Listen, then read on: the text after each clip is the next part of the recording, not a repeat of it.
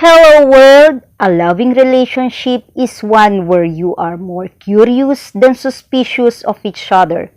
Curiosity leads to understanding, which can lead to connection and validation, whereas suspicion leads to judgment and conflict. Since we are wired for survival and we rely on our emotional memory to guide us towards reward and away from what could harm us, then our feelings can very quickly turn to the negative when we feel confused and afraid of what we don't understand. As a result, most conflict comes from the judgment that result from poor communication and a lack of understanding. The more that you understand, the better you can be at solving problems and using better strategies for feeling safe. To put it simply, do your best to suspend judgment, ask more questions, and listen more than you speak. If you are starting to feel confused or overwhelmed, just ask for clarification and try to slow down your thinking process until you can see the moving pieces of the bigger picture. Let your curiosity understand, guide you in your quest for knowledge becomes enlightenment. Then you will know for certain that you can trust your judgment. By Joel Clemons. On this post of Anna, she captioned it with, "Stay aligned with your own energy and let people meet you there. Happy new beginnings. This year will be very special for me, for many reasons. Wish you the same from the bottom of my heart." I also like the message that Anna posted as it said that there is no life B. Give your life the chance to become your masterpiece. Give it a chance to be the best life you can imagine. See all your dreams coming to reality. Cause there isn't a second life in this dimension. If the first life isn't as good as you wish, there is only this. One like this. Go. Touch all your dreams. Don't be afraid to fail. Because if you don't try, you will fail anyway. There is only this one option. So let your dreams come to reality. This is your life. You're only one. Anna, you are really best of friends and a sister from your heart and soul as you are inseparable.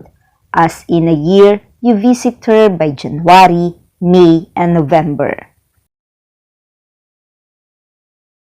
On this story of Anna, she said, maybe today, instead of the mornings with Ama, we will do a little ASMR. A może dzisiaj zamiast poranku z Amą zrobimy małe ASMR?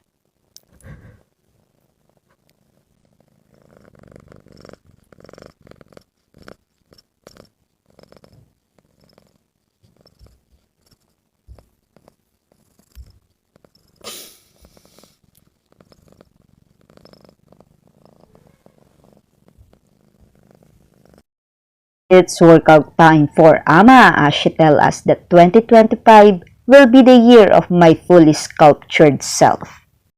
Dobra, kogo my tu mamy? Zaczynamy oczywiście od najbardziej morderczego ćwiczenia, czyli bułgarskie przysiady z naciskiem na pośladek, cofając bioderka, pochylając się do przodu.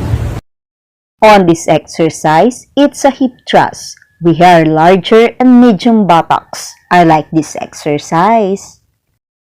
Dobra. Kolejny killer.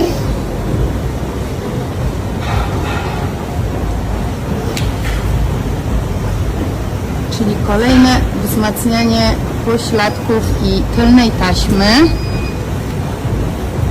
Poświąteczne palenie węglowodanów, żeby wszystkie uszka i pierożki poszły w poślady.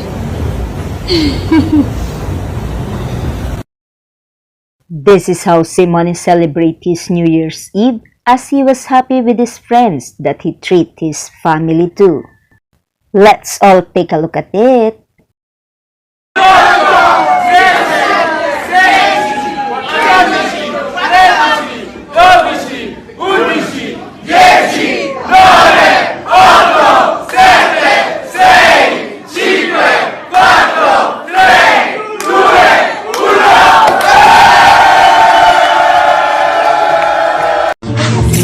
Happy birthday to me. Milano è molto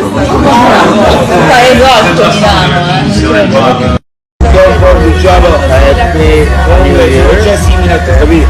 Alla fine sei passato belated birthday in Natale al contrario c'era un mascherone l'ha preso c'era uno mascherone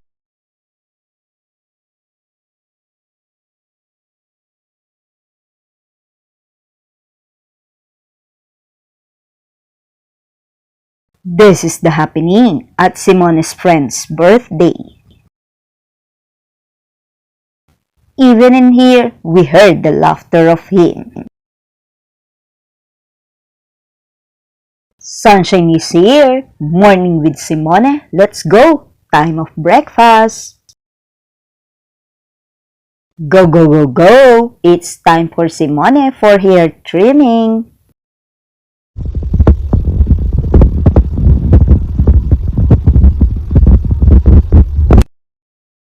That's good, Simone. How the quality of the meat as how they are fresh cause of being reddish. Wow, so yummy. Who are meaty lovers here?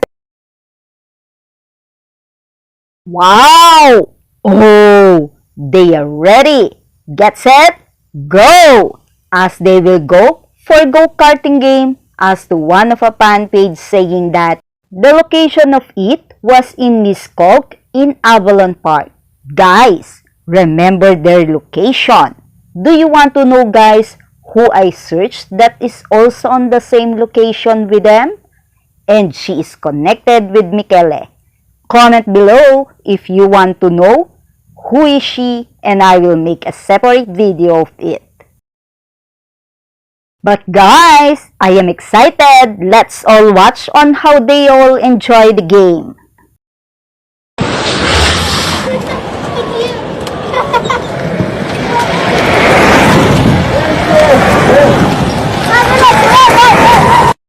Qua facciamo la sgomata, guarda qua.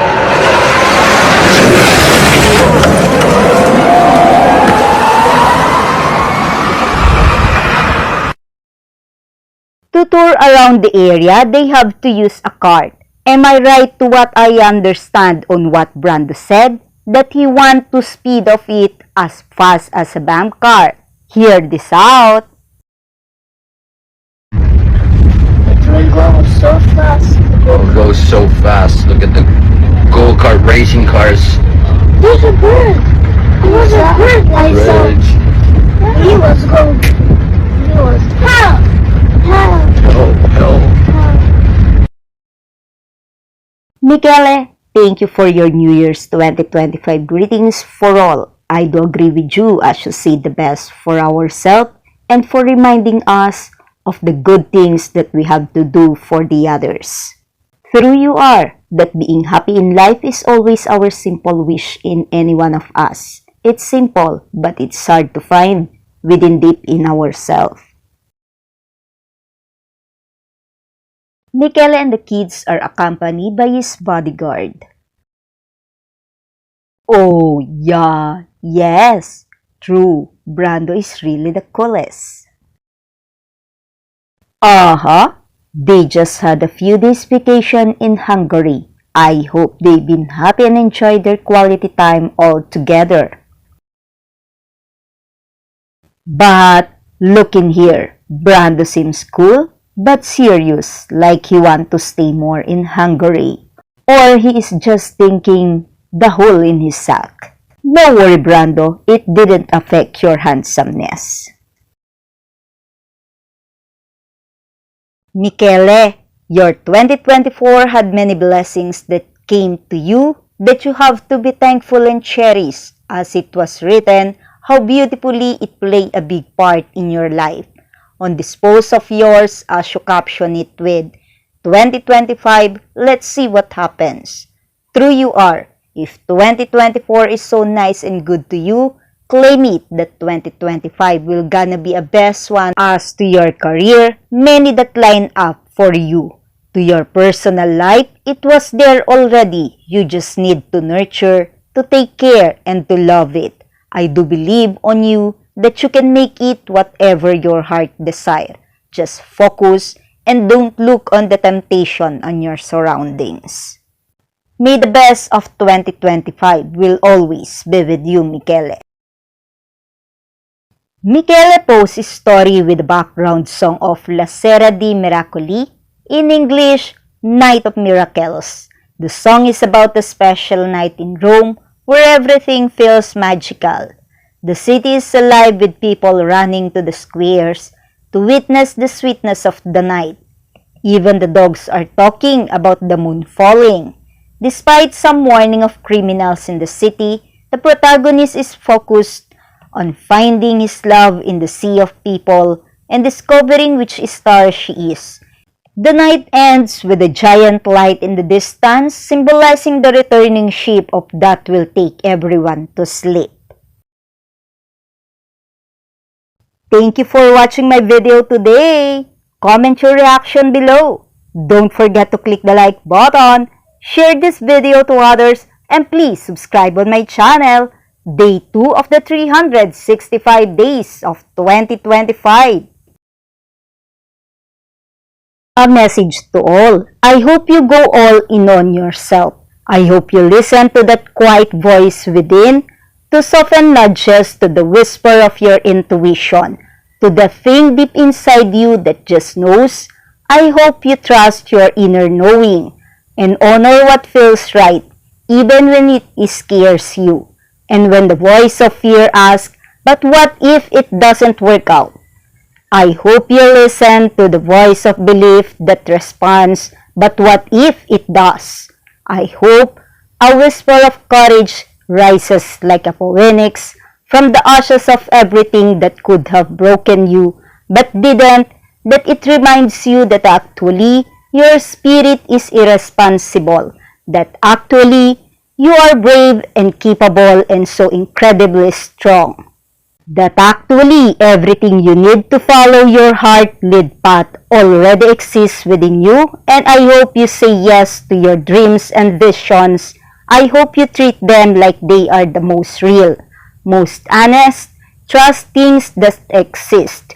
I hope you claim them, that you know deep within that they already belong to you, and I hope you stay true to yourself above everything else. I hope you choose yourself every single day. I hope you never turn your back on your own beating heart. I would say, I hope you do it. I hope you walk down the unknown path that scares you but also holds the promise of something that feels honest and beautiful and right. I will tell you to create the most beautiful life you can imagine yourself, and I will tell you, live. Live fully, live courageously, live inspired. By Sana Kate Lee.